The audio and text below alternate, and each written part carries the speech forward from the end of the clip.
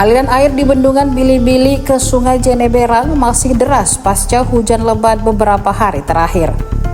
Beginilah kondisi bendungan Bili-Bili Kabupaten Goa.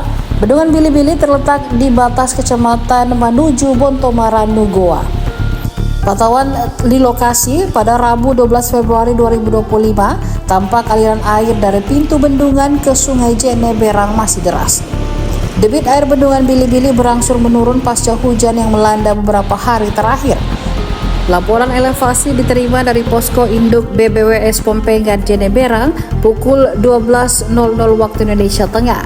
Elevasi saat ini 99,61 mdpl atau 261.099 juta meter kubik dengan status di atas normal.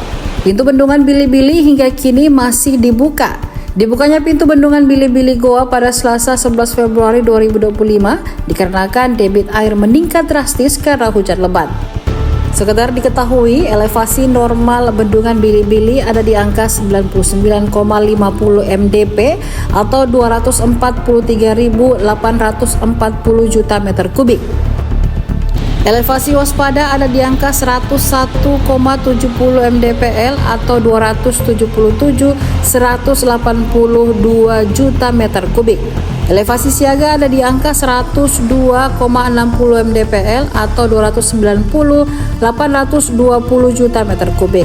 Elevasi awas ada di angka 103,30 mdpl atau 296.880 juta meter kubik. Download Tribun X sekarang, menghadirkan lokal menjadi Indonesia.